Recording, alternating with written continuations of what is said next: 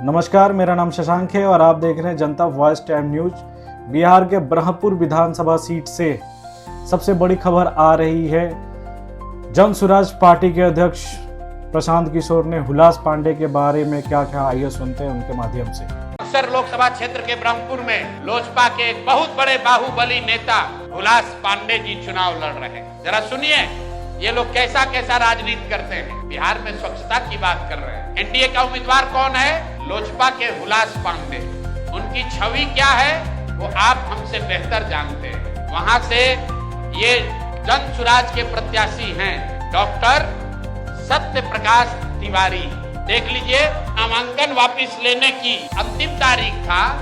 परसों रात तक ये साहब अभियान में लगे हुए थे, प्रचार कर रहे थे और कल सुबह में अचानक से भाई साहब ने अपना उम्मीदवारी, अपना नामांकन वापस लिया और वापस लेने के पीछे का चित्र देख लीजिए। कल नेतृत्व नहीं, भाजपा के केंद्र में मंत्री धर्मेंद्र प्रधान हैं। ये देखिए हाथ मिला रहे हैं भाई साहब। इस डॉक्टर के घर पर बैठ के इसको दबाव देकर जबरदस्ती इनसे चुनाव में इनका नामांकन वापस लिया गया है।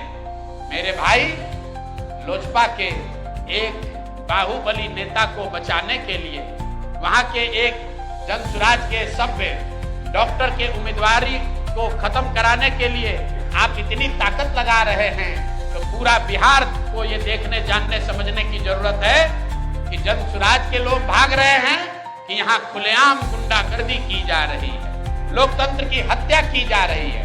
आप बताइए, आप में से कोई भी आदमी, आप सारे पत्रकार, यहाँ देश के भी पत्रकार हैं, पूरे देश के इतिहास में, लोकतांत्रिक इतिहास में आप दिखा दीजिए कि जहां किसी दूसरे पार्टी का घोषित उम्मीदवार, उसके साथ भारत के केंद्रीय मंत्री बैठकर उसको डराकर, समझाकर, कोर्स करके उससे उम्मीदवारी वापस लेने के लिए मजबूर कर रहे हैं। ये चित्र आपके सामने जारी कर रहे हैं।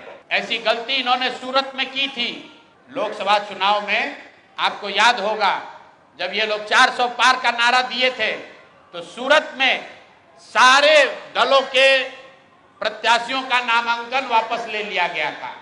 इस स्वतंत्र भारत के इतिहास में पहली बार ऐसा हुआ कि सूरत में भाजपा का प्रत्याशी बिना चुनाव लड़े ही जीत कर आ गया, लेकिन जनता ने उसका करारा जवाब दिया।